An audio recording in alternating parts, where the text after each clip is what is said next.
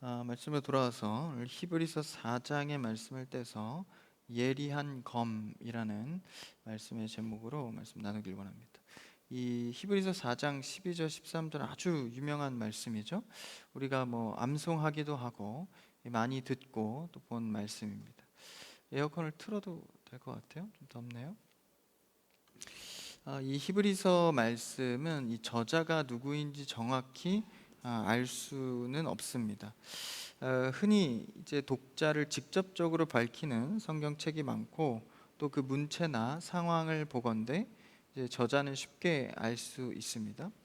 그런데 히브리서만큼은 그 저자를 알기가 쉽지 않습니다. 그렇기 때문에 오히려 이 책의 내용 전달, 이 메시지에 있어서 더 순수하게 그대로 받을 수 있는 말씀으로 보여지기도 합니다. 히브리서는 예수 그리스도가 누구이신가, 그분이 어떤 일을 하셨나, 이제 성자 예수 그리스도에 관한 이야기를 많이 다루고 있습니다. 근데 이 히브리서 저자에 대해서 누군지는 특정할 수 없지만 한 가지 알 수 있는 것이 이 유력한 유대인이었다라는 것입니다. 이 유대인들은 이 유대 지방뿐 아니라 여러 이 지역에 흩어져서 살고 있었는데 그 중에 하나일 것이라고 봅니다. 왜냐하면 글 수준 자체가 매우 뛰어나서 이 글을 헬라어로 이제 원문으로 본다면 그 헬라어를 구사하지 않고는 그 원문의 내용을 보건대 이 문체의 수준이 실력이 되어야 이해할 수 있을 정도로 수준이 높습니다. 그래서 히브리서 기자는 이제 해외에 살고 있는 유대인으로 추정을 하는데 이제 복음을 듣고 그가 그리스도의 비밀을 깨닫게 되어 전하는 내용입니다. 유대인이지만 그리스도를 믿는 건 아니죠. 하나님을 이제 구약의 하나님을 믿다가 이제 그리스도 예수님이라는 이 하나님의 아들을 유대인들은 받아들이진 않습니다. 사도 바울을 통해 또 다른 사도들을 통해서 그 복음을 듣고 정말 그리스도인으로서 이제 변화되게 되는 것이죠. 그러한 사정 가운데에 이제 그리스도에 대한 비밀을 알게 되어 전하는 말씀입니다. 그러니까 저자가 알게 된 하나님의 말씀에 대한 이 정보는 오늘 본문이 단선적으로 이 말씀만 보는 것이 아니라 이 12절 앞의 내용을 좀 우리가 축약해서 좀 봐야 합니다. 이 12절을 원문으로 보면 그 앞에 접속사 하나가 붙거든요. 왜냐하면이라고 이 표현하면서 시작을 합니다. 그러니까 하나님의 말씀은 살아있고 활력이 있어 좌우의 날선 어떤 것보다도 예리하다. 이 말씀 직전 앞에 접속사가 왜냐하면이 붙는 겁니다. 그러니까 오늘 말씀의 내용인지 하나님의 생명력 있는 말씀의 능력이 주제인데 그 앞에 왜냐하면이 붙는 거예요. 그 왜냐하면을 따져보건대 앞에 문단을 좀 보면 안식에 대한 이야기를 합니다. 그러니까 참된 안식은 그리스도에게로 들어갈 때, 주님의 임재 안으로 들어갈 때 참된 안식을 얻을 수 있다. 그래서 우리는 그리스도의 가치로 살 때 참된 이 자유와 은혜를 누릴 수 있다라는 것이죠. 그에 대한 왜냐하면입니다. 그러니까 하나님의 말씀에 대해서 왜 이것이 우리에게 중요하고 능력이 있는지를 말하고 있는 것이죠. 그 12절 우리가 잘 아는 말씀인데 한번 같이 더 읽어볼까요? 같이 시작. 하나님의 말씀은 살아있고 활력이 있어 좌우의 날선 어떤 검보다도 예리하여 혼과 영과 및 관절과 골수를 찔러 쪼개기까지 하며 또 마음의 생각과 뜻을 판단하나니. 이게 이 12절은요, 이 표현, 그러니까 수사적인 부분과 그리고 그러니까 현실적인 부분을 혼용하고 있습니다.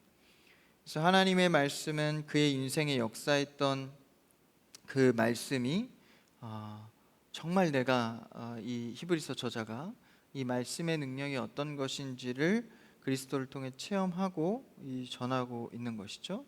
그 하나님의 말씀을 무엇이라고 말합니까? 12절을 보십시오. 하나님의 말씀은 첫 번째 살아있고, 그렇죠? 그리고 두 번째 뭡니까? 활력이 있다. 그리고 좌우의 날이선 검과 같다. 어떻게요? 예리하다라는 거예요. 세 가지 하나님의 말씀의 특징을 설명합니다. 첫 번째, 살아있고 활력이 있고 예리하다라는 것이죠. 그래서 우리가 이 세 가지의 말씀의 특징을 먼저 간단하게 좀 살펴볼 텐데, 첫 번째입니다. 하나님의 말씀은 살아있다라는 것입니다. 하나님의 말씀은 죽은 말씀이 아니라 이 살아있다는 것은 생명력을 갖고 있다라는 것입니다. 여러분, 이 말씀을 믿으십니까? 하나님의 말씀은 생명을 갖고 있는 말씀입니다. 문자적으로 죽은 게 아니에요. 그러니까 실제 우리는 문자로서 말씀을 인식하지만 그 문자로서 받아들이는 그 말씀 안에는 생명이 있다라는 것이죠. 이게 신비입니다. 우리가 어떤 이런 지식적인 것을 받아들이고 이해한다고 해서 그게 생명이 있다고 보진 않죠. 그냥 우리가 지식적으로 받아들일 뿐입니다. 그런데 이 말씀은, 하나님의 말씀은 살아 있어서 생명을 품고 있다라는 거예요. 그 생명의 정도가 어느 정도냐 보니까 또 다른 생명을 낳을 수 있을 정도의 왕성한 상태입니다. 여러분, 생명이라 그래도 다 같은 생명이 아니에요. 왕성한 생명력이 있는 게 있죠. 저도 집에서 식물을 좀 키우는데, 집이 좀 이렇게 혼자 있으면 좀 이렇게 식물이 좀 필요해요. 살아있는 것들. 그래서 식물을 키우는데 참 신기해요. 죽은 것 같으나 또 물을 주면 또 살아나고, 또 여름 되면 더 활력이 생기잖아요. 그런 생명력, 낳고 낳는 그런 생명력을 보면 참으로 신기합니다. 그런 왕성한 상태의 생명력을 말하는 겁니다. 그렇게 말씀이 살아있다라는 것이죠. 살아있는 것은 움직입니다. 운동력이 있는 것이죠. 그래서 어떤 일이 일어난다라는 것입니다. 하나님의 말씀은 생명력이 있고 운동력이 있어서 움직이고 일이 일어나는 말씀인 줄 믿습니다. 죽어 있는 게 아닌 거예요. 하나님의 말씀에 순종해서 나아가면 일이 일어납니다. 어떤 일이요? 하나님의 일이 일어납니다. 말씀 그대로 일어나는 거예요. 이런 놀라운 생명력 있는 말씀을 우리가 체험하게 되면, 야, 이 말씀에는 뭔가 비밀이 있구나. 정말 신비한 일들이 일어나는 생명의 말씀이구나 깨닫게 되는 것이죠. 여러분, 기억하십시오. 하나님의 말씀은 죽어 있지 않고 생명을 갖고 있습니다. 그러니까 그렇기 때문에 우리가 이 말씀을 의지하는 거예요. 말씀에는 능력, 그러니까 운동력이 있기 때문이죠. 이것의 연장선상으로 두 번째는 무엇입니까? 활력이 있다. 비슷한 표현인데 활동력이 있다라는 거예요. 그러니까 하나님의 계획이 수행된다라는 것입니다. 여러분, 말씀은 활동력이 있어서 반드시 그의 계획대로 수행되는 줄 믿습니다. 하나님은요, 일하시는 분입니다. 우리에 대해서 쉬지 않고 일하시고 우리에게 관심이 있으셔서 우리는 느끼지 못할 때에도 늘 하나님은 일하시죠. 심지어 우리의 시간이 멈춰 있는, 잠들어 있는 시간에도 하나님은 일하십니다. 창조라는 것은 물리적인 만듦만 있는 것이 아니라 그것을 운행하고 돌보시는 것까지입니다. 그래서 하나님의 말씀이 활력이 있다라는 것은 우리를 향한 일을 하신다라는 것이죠. 여러분, 하나님께서는 늘 말씀을 통해 일하십니다. 할렐루야. 우리는 어떤 시대를 살죠? 말씀, 계시의 완성 시대를 삽니다. 그러니까 하나님께서는 모두 이 말씀의 근거에서 일하신다라는 거예요. 하나님께서 나에게 어떻게 일하시나? 하나님께서 이 공동체에 어떻게 일하시나? 어디서 찾습니까? 바로 말씀에서 찾는다라는 것이죠. 그래서 하나님은 이토록 말씀을 통해서 우리에게 일하시기를 좋아하시는데, 우리의 삶을 보면 너무나도 많이 내가 일을 합니다. 그래서 하나님께서 일할 영역을 다 뺏어와요. 내가 다 일하려고 합니다. 내가 너무 많은 일을 하려다 보니까 내 인생의 시간 속에서 너무 조급하기도 하고 일이 과해지기도 합니다. 그러니까 하나님의 은혜의 영역을 기대할 수 없는 것이죠. 여러분, 하나님이 일하실 수 있도록 여러분의 일들을 조절할 수 있는 여러분들을 축복합니다. 이게 과해지고요, 너무 조급해지면요, 하나님이 일할 구석이 없는 거예요. 어쩌면 우리가 하는 수많은 일들도 더 정말 중요한 일들에 집중하고 몰두해 볼 필요도 있습니다. 어쩌면 중요하지 않은 일을 너무나도 많이 벌려놓고 내가 하고 있는지 모릅니다. 내가 진짜 해야 될 일이 뭔지 몰라서 계속 늘어놓기만 하고, 또 불안을 없애려고 많은 일을 해보지만 더 불안해지기 마련입니다. 여러분, 일을 벌려서 수많은 일을 하면서 불안을 없애려 하지 마시고, 하나님께서 나에게 일하실 수 있도록, 내 불안과 조급함은 하나님이 나에게 일하실 때 사라집니다. 할렐루야. 그래서 여러분, 너무 과하게 일하는 것은 아닌지 여러분 스스로 돌아보십시오. 내가 정말 쉴 틈도 없이, 잠잘 시간도 없이, 물론 여러분 일을 위해서, 여러분의 전공과 스펙을 위해서 열심히 일해야겠죠. 그러나 너무 과하게 하나님께서 일하실 영역까지 내가 다 뺏어와서, 그렇죠? 하나님께서는요, 이 쉼이라는 시간도 우리에게 자유하게 주셨거든요. 이 쉴 줄 모르는 사람들이 많아요. 그래서 좀 편안하게 앉아서 생각도 하고, 좀 여유 있게 식사 교제도 하고, 이 쉴 줄 모르는 사람은 늘 불안해요. 뭔가를 해야 될 것 같은. 그러나 오늘 말씀에서는 하나님이 활력이 있어서 그의 말씀이 일하신다라고 전합니다.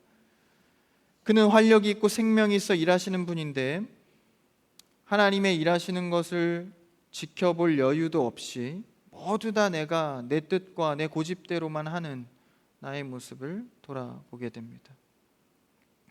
여러분, 하나님이 주신 시간의 여유도 가지시고, 또 하나님이 주신 쉼의 여유도 가지시고, 때로는 어린아이처럼 주님 손잡고 그저 지켜보며 따라가는 일도 필요합니다. 활력, 하나님은 그 운동력의 힘이 강력하다라는 거예요. 그것을 어떻게 보여주셨죠? 바로 아들 예수 그리스도를 통해 보여주셨습니다. 말씀이 뭐가 되었죠? 육신이 돼요. 그러니까 그 말씀의 강력한 능력이 그리스도의 성육신을 통해 우리에게 증명되어 보여졌다라는 거예요. 그분이 인간의 옷을 입고 우리에게 와서 스스로 해결할 수 없는 죄의 문제를 그분이 죽으심으로 완전히 완벽하게 해결하셨습니다. 누구만 하십니까? 말씀이 육신이 된, 말씀의 능력을 갖고 있는 예수 그리스도만이 하실 수 있습니다. 죽은 자들 가운데서 살리신 하나님의 말씀의 능력. 예수 그리스도는 철저하게 이 땅에서 말씀의 순종대로만 사역하셨습니다. 우리도 말씀을 온전히 순종할 수만 있다면 예수님과 같은 능력으로 살 수 있겠죠. 근데 우리는 이 말씀을 그리스도처럼 참 온전히 순종하기가 쉽지 않아 보입니다. 그의 구원의 능력을 보십시오. 예수 그리스도의 십자가의 온전한 능력을 보십시오. 어디서 출발했습니까? 하나님의 생명 있고 활력 있는 말씀의 순종으로부터, 말씀이 육신이 되어 일어난 일입니다. 그러니까 우리를 구원하신 이 말씀의 큰 능력처럼 우리도 그 말씀 안에 거하면 활력이 있어 이런 큰 능력들이 일어난다라는 것입니다. 여러분, 스스로의 고집대로 내 일을 내가 수많은 일로 덕지덕지 붙여서 살아가지 마시고, 하나님께서 내 인생에 일할 수 있도록 말씀에 순종해 살아가는 여러분 되기를 축복합니다. 그리고 마지막으로 세 번째는 무엇이죠? 이 말씀은 예리하다라는 거예요. 뭐처럼? 날선 검처럼 예리하대요. 그러니까 이건 표현이죠. 양날의 검이 예리하게, 제가 어떤 영상을 보니까 이제 잘 가른 이 칼이 그 종이를 가볍게 이렇게 베더라고요. 이제 질량이 가벼운 것들이 베기가 더 어렵잖아요. 그걸 순식간에 쓱 베더라고요.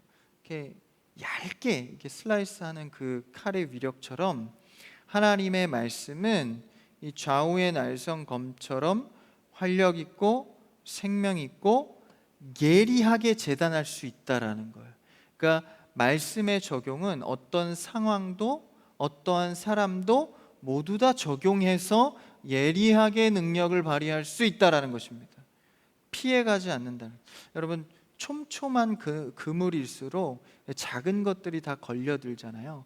그만큼 예리하게 하나님의 말씀은 우리에게 적용된다라는 것이죠.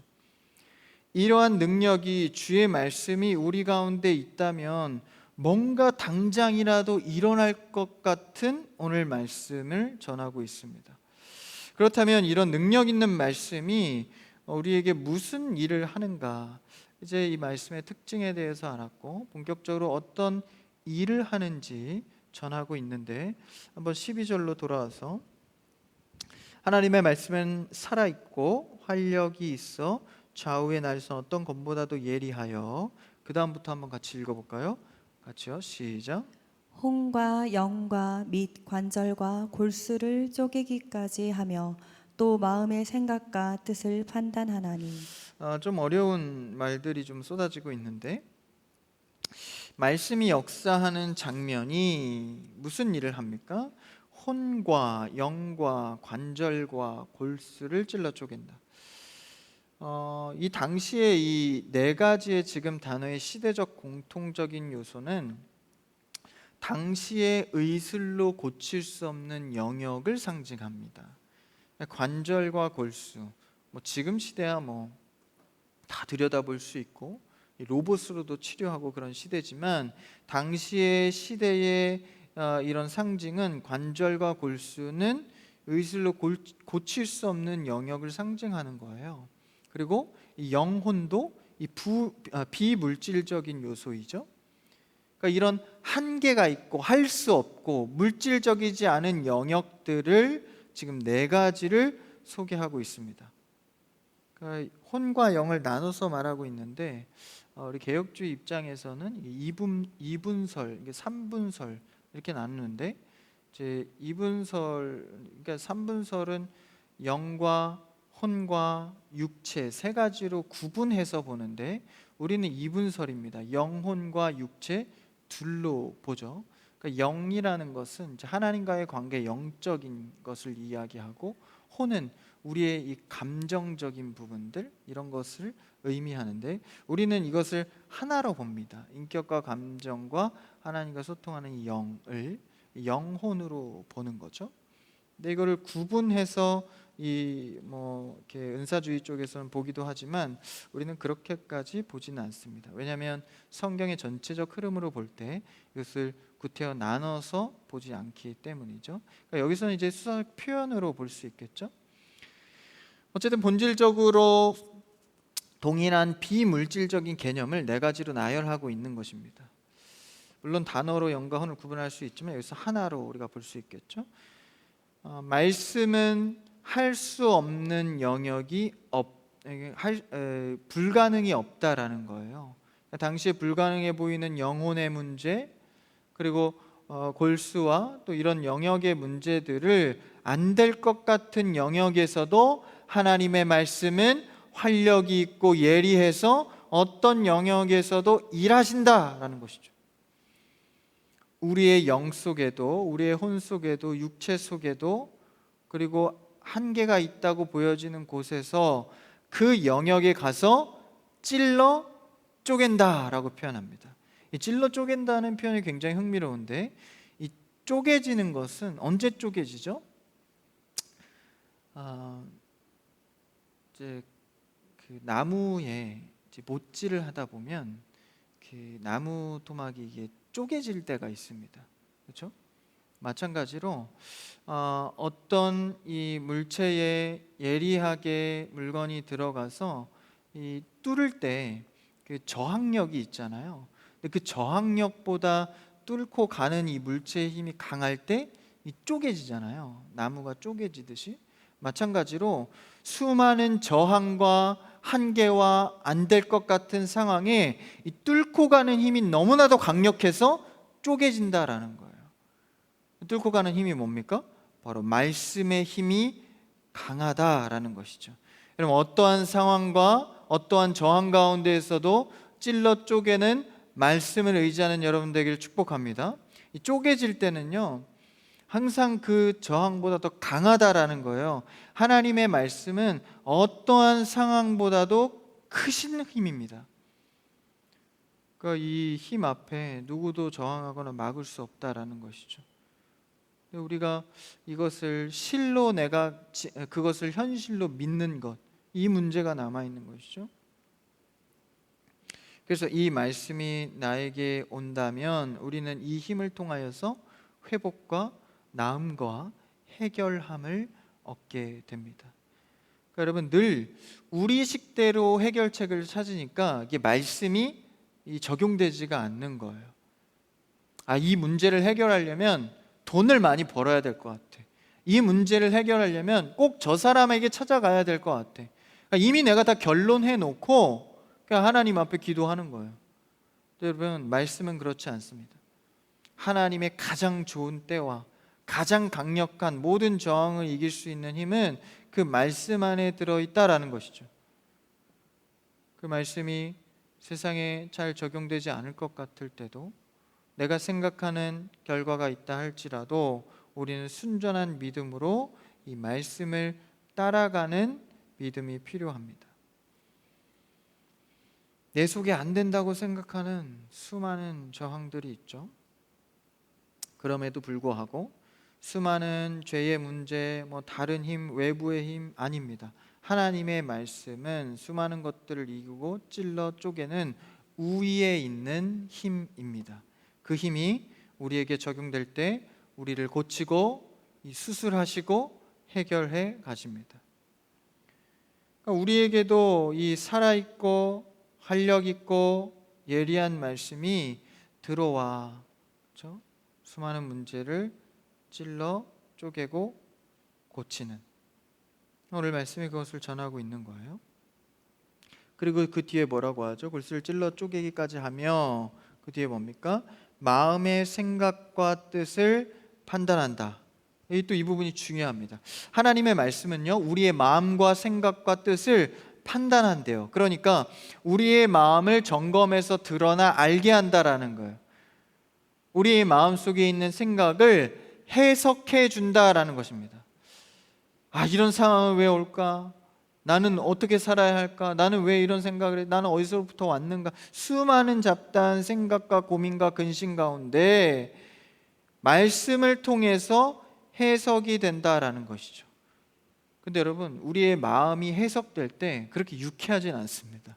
왜냐하면 진리로 해석되기 때문에 대부분 부끄러움이 많습니다. 내가 진리로 내 마음을 해석해 보니 참 부끄럽다, 면목이 없다, 이럴 때가 많죠. 근데 여러분, 그런 내 제대로 된 진리의 해석을 내 마음에서 해야 그 다음 과정이 뭐죠? 고쳐지게 되는 겁니다.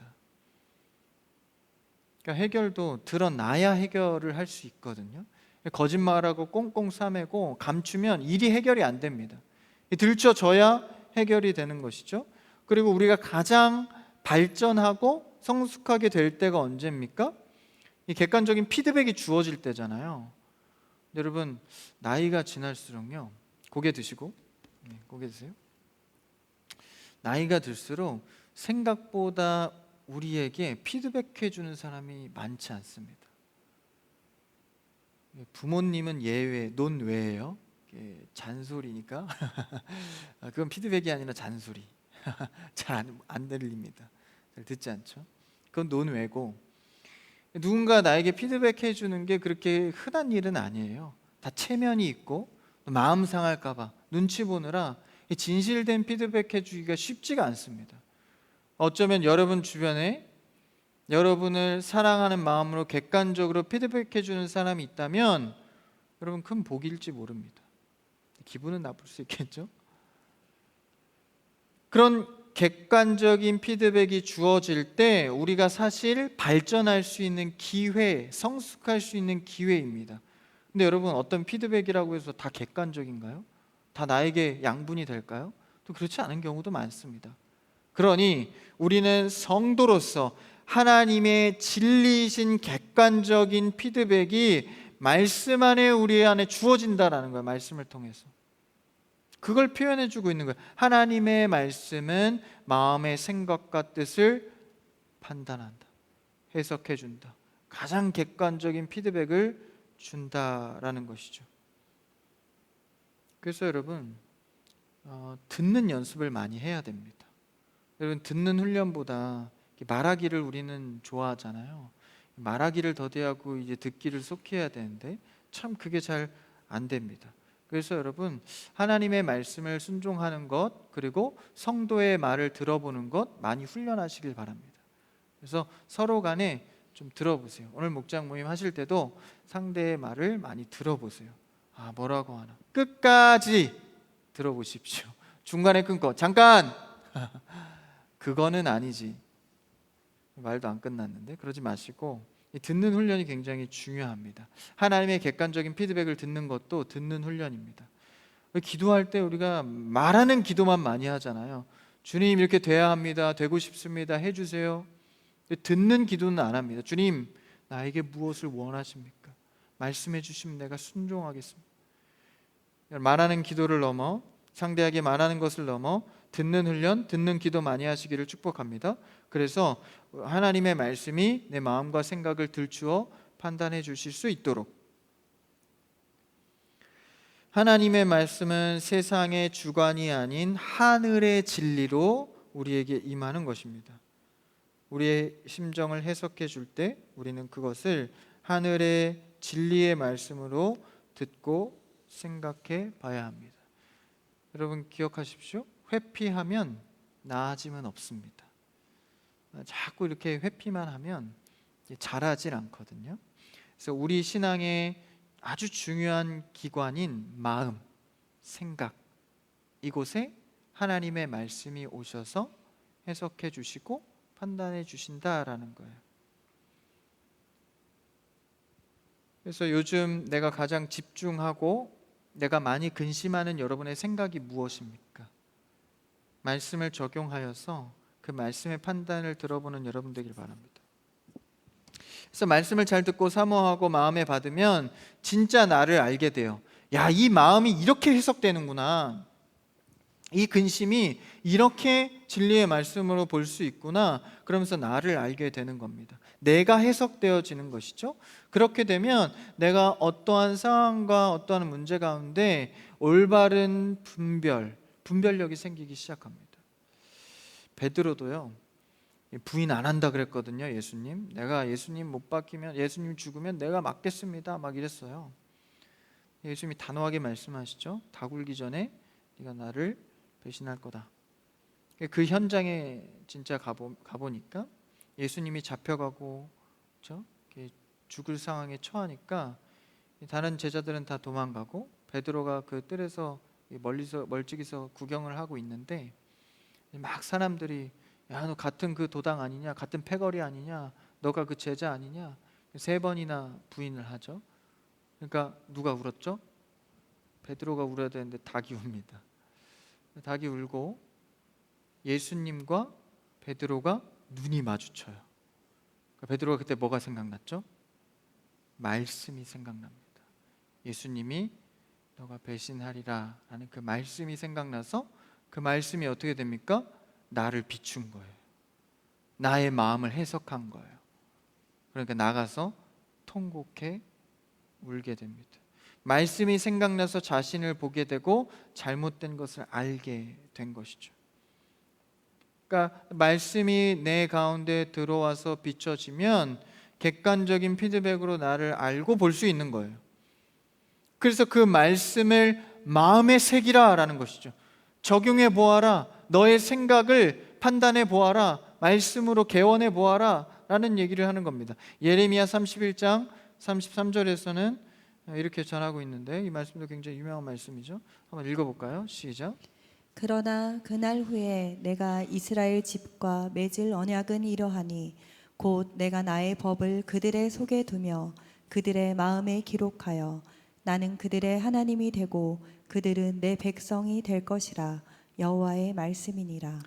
여호와의 그 말씀이 그 마음에 새겨, 하나님의 말씀을 그들의 마음에 두겠대요. 그래서 잊지 않도록, 멀어지지 않도록, 그 근심과 마음의 생각이 말씀의 진리로 늘 해석되어지도록, 그래서 하나님께서 그 마음을 말씀으로 움직이시겠다라는 겁니다.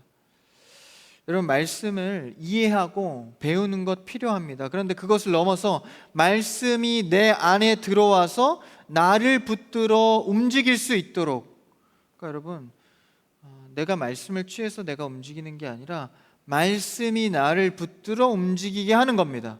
왜냐하면 말씀은 생명력이 있고 활력이 있고 예리하여서 나의 어떠한 마음도 찔러 쪼개 판단할 수 있는 능력이 있습니다. 여러분, 말씀이 여러분을 이끌어갈 수 있도록 하시기를 축복합니다. 그러니까 어떻게 해야 돼요? 배우고 익히고 지식적으로 습득하는 것 이상으로 나아가야 됩니다. 말씀이 날 움직이려면, 생명으로 움직이려면. 그러니까 여러분, 이 시간을 강의 듣는 시간으로 여기시면 안 됩니다. 허리를 펴시고 고개 드시고 눈을 뜨시고, 이것은 생명의 활력이 공유되는 시간입니다. 그러니까 강의랑 달라요. 저를 어떤 선생님, 교수로 보시면 안 됩니다. 말씀을 대언하는 하나님의 대언자로 보셔야 됩니다. 그래서 지금 뭐가 공유되고 있어요? 생명이 있는, 활력이 있는 예리한 검과 같은 하나님의 진리의 말씀이 공유되고 있는 겁니다. 그러니까 여러분, 그렇다면 여러분 안에 지금 있는 믿음을 주신 그 성령이 일하여서 들어야 되는 거예요. 귀로 듣는 게 아니라. 귀로 들리면 어떻죠? 졸립니다. 졸립니다. 여러분, 왜 졸리냐면, 제가 뭐 수없이 말했지만, 첫 번째, 토요일에 늦게 자서 토요일 날 관리 안 하면 졸려요. 두 번째, 말씀을 귀로 듣기 때문에 졸린 겁니다. 오늘 말씀을 보니까 그 마음에 둔다라는 게 뭐예요? 지식적으로 공부해서 이해하게 하겠다라는 게 아닙니다. 생명의 성령이 말씀을 움직이게 해서 듣게 한다라는 거예요. 그렇다면 여러분, 말씀을 이해하는 차원은 두 가지입니다. 첫 번째, 말씀은 배워야 합니다. 여러분, 말씀을 해석해주고 전달해줄 수 있는 전달자가 있는 것이 참으로 큰 복입니다. 이해하고 깨닫고 알게 되는 것 너무 중요합니다. 근데 동시에 두 번째는 무엇이죠?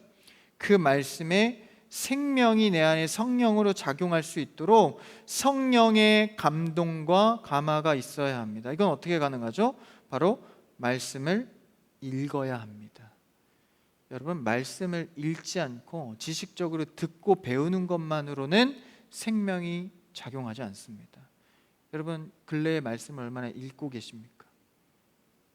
큐티하는 거 빼고요. 그리고 예배 시간에 교독하고 합독하는 거 빼고 여러분, 말씀을 얼마나 읽고 계십니까? 여러분이 이 외에 말씀을 읽고 계시지 않다면 여러분, 계속해서 귀로만 듣고 있는. 그래서 신앙의 연수는 많고 예배도 드리고 많이 말씀은 들었는데 실제 내가 읽어서 성령의 감동으로 마음에 새긴 건 없는 거예요. 그러니까 뭐 하죠? 말씀을 어설프게 알고 어설프게 읽어서 덕지덕지 자기의 경험이 혼재되어 있는 거예요. 그래서 누구에게 얘기할 때 뭐 이러쿵 저러쿵 그럴듯한 말도 하고 경험도 말하지만 속지 마십시오. 진짜는 말씀의 생명력, 다시 말하면 그의 삶을 봐야 알 수 있습니다. 그러니까 교회 좀 모태신앙이라고 흔히 말하면서 막 열심히 다닌 사람이 막 교회는 이런 거고 말씀이 이런 거고 하나님 신앙생활 이렇게 해야 되는 거고, 속지 마세요. 그의 삶을 보고 증명이 돼야 됩니다. 그가 어떻게 사는지, 어떻게 섬기는지, 신앙생활 어떻게 하는지. 왜 그렇죠? 말씀은 생명력이 있으니까 삶이 바뀌는 거예요. 말씀의 결과는 단 하나입니다. 삶이 바뀌는 거죠. 그래서 우리가 하는 큐티책이 뭐죠? 그 제목이 생명의 삶입니다. 다시 말하면 말씀의 삶이다라는 거예요. 삶이 바뀌지 않으면 그냥 지식적으로 깨달아서 와, 말씀 좋다, 와, 신비한 말씀이다, 이거 내가 누구한테 좀 알려줘야. 여러분, 이런 거는 생명의 말씀이 아닙니다. 실제 내 삶이 바뀌는 것이죠. 어제 우리 청년들하고 또 이렇게 권사님, 집사님하고 이렇게 식사 자리가 있어서 식사를 했는데 제 교인들은 모태신앙들이 많잖아요. 근데 우리 한 집사님이 있어요. 키 큰 집사님. 그 집사님이 자기는 결혼하고 예수님 만났대요. 신앙생활 했대요. 그래서 모태신앙인들이 모르는 게 있대요. 그래서 뭐냐고 궁금해서, 나도 모태신앙이니까. 모태신앙은 잘 모를 텐데 정말 예수님 만나고 신앙생활하면 전과 확연히 다르대요. 너무 단순한 얘기잖아요. 근데 적지 않은 뭔가 울림이 있었습니다. 확실히 다르대요. 그러니까 믿어보니까, 신앙생활 해보니까 이게 성격의 문제, 성품의 문제 달라진대요. 신기하대요. 모태신앙이 아닌 사람만이 누릴 수 있는 거래요. 제 속으로 나도 누리는데? 근데 더 확연히 누릴 거 아닙니까? 굉장히 흥미롭더라고요. 그래서 우리는요, 말씀을 통해서 삶이 바뀌어야 됩니다. 그냥 그럴듯한 지식을 축적하는 게 아닙니다. 내가 말씀을 이해하고 흥미롭게 보는 것이 아니라 말씀이 나를 붙들어서 움직이는 삶의 변화가 있어야 합니다. 청년의 때에 말씀에 붙들려 삶이 변화되는 여러분 되기를 축복합니다. 그래서 세상 말로 말하면 사람은 안 바뀌어. 사람은 안 바뀌지만 성도는 바뀝니다. 뭐로? 말씀의 능력으로. 우리는 그 고백을 해야 되는 거예요.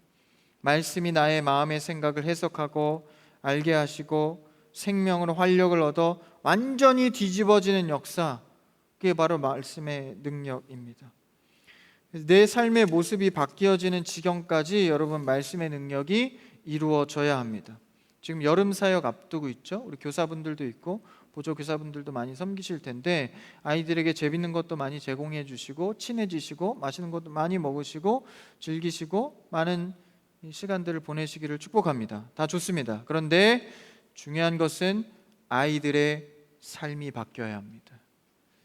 막 뛰며 찬양하고 재밌는 프로그램 하고 다 좋아요. 그렇게 재밌게 하고 아이들이 와 너무 재밌었어요 이런 피드백 받으려고 하는 게 아닙니다. 그리고 선생님들도 우리가 이런 거 해봤어, 참 좋아, 뿌듯해, 보람 있어, 필요 없습니다. 아이들의 삶이 전혀 바뀌지 않는다면 뭐 한 겁니까? 재밌는 활동. 우리가 이 여름 사역에 정말 귀한 것은요, 아이들의 삶이, 언어가, 생각이 조금이라도, 한 눈금이라도 바뀌어야 됩니다. 다 그렇게 된다면 너무 좋겠지만 정말 한 영혼이라도, 그렇죠? 내 삶을 뒤집는 것은 오직 말씀의 역사뿐입니다. 왜냐하면 그것에 하나님께서 생명과 활력과 예리한 검과 같은 능력이 있다 말씀해 주셨기 때문이죠. 13절만 읽고 마칠까요? 두 번째 절 13절은 본문입니다. 같이요, 시작.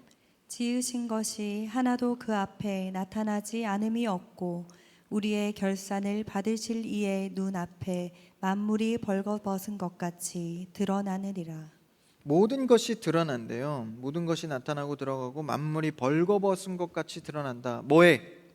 그의 말씀에 비춰지면 다 드러난다는 거예요. 밝히 드러난다. 어떻게 드러납니까? 무엇이 드러나 보입니까? 말씀 앞에 비춰보고 말씀에 적용을 받으면 드러난다는 거예요. 내 문제와 죄가 다 드러난다는 거예요. 그러면 돌이키고 제대로 살아야겠다는 경각심이 들게 되는 거죠. 여러분, 사탄이 들춰내고 세상이 들춰내면 굉장히 모욕적입니다. 그런데요, 나보다 나를 더 잘 아시는 아버지께서 말씀으로 나를 들춰내면 이것은 치유의 과정이 됩니다. 그러면 나의 은밀한 것을 사람들이 밝히면 얼마나 수치스러워요. 근데요, 가족이 밝히면 그렇게 수치스럽지는 않습니다. 오히려 드러내잖아요. 가족은 별로 수치가 안 되거든요. 마찬가지입니다. 우리의 아버지 되신 하나님께서 그 수치와 모욕을 드러내신 이유가 뭐예요? 목적은 치유입니다. 하나님이 드러낼 때 우리는 그의 하나님 앞에 담대하게 부끄러움 없이 나아가는 것이죠. 하나님은 사랑으로 우리를 받으시고 용서하시는 주님입니다. 주님 앞에 우리는 말씀으로 드러나야 합니다. 그래서 여러분, 말씀 많이 읽으셔야 됩니다. 오늘부터 결단하십시오. 조금이라도, 그렇죠? 말씀 읽는 루틴을 만드셔야 됩니다. 거듭 강조하지만 큐티와 예배 때 읽는 말씀은 제외입니다. 정말 따로 순수하게 말씀만 읽는 시간은 5분도 좋습니다. 그렇죠? 저는 예전에 한창 읽을 때는 이제 한 장씩 읽었거든요. 하루에. 그 방법도 좋아요. 한 장 정도면 꽤 괜찮거든요. 그리고 13절에 보니까요, 우리의 결산을 받으신다. 그러니까 드러나진 것을 설명해야 한다라는 거예요. 우리의 결산을 받으신대요. 그러니까 여러분, 우리가 드러나지면서 우리의 죄와 우리의 허물을 내가 스스로 설명해야 된다라는 거예요. 근데 사실 이거 설명하기 얼마나 부끄럽습니까? 근데 이거 하다가 결국 끝은 뭐죠? 하나님의 긍휼을 구하는 겁니다. 우리는 하나님의 살아있는 말씀을 의지하며 살아가야 합니다. 말씀은 살아있고 운동력이 있어서 활력이 있고 어느 영역에서든지 예리하게 들어가 관절과 골수를 찔러 쪼갭니다. 역사하시고 일하십니다. 오늘도 죽은 말씀이 아니라 살아있는 말씀으로 우리에게 일하십니다. 배우기도 하지만 성령의 감동으로 읽으셔야 합니다. 성령의 경험을 해야 합니다. 그리고 그 말씀으로 나를 날마다 비춰야 합니다. 여러분, 한 주간의 삶 속에서도 말씀으로 나를 비추시고 운동력 있는 말씀이 여러분의 일이 아니라 하나님의 일을 여러분을 통해서 하게 될 줄 주님의 이름으로 축복합니다.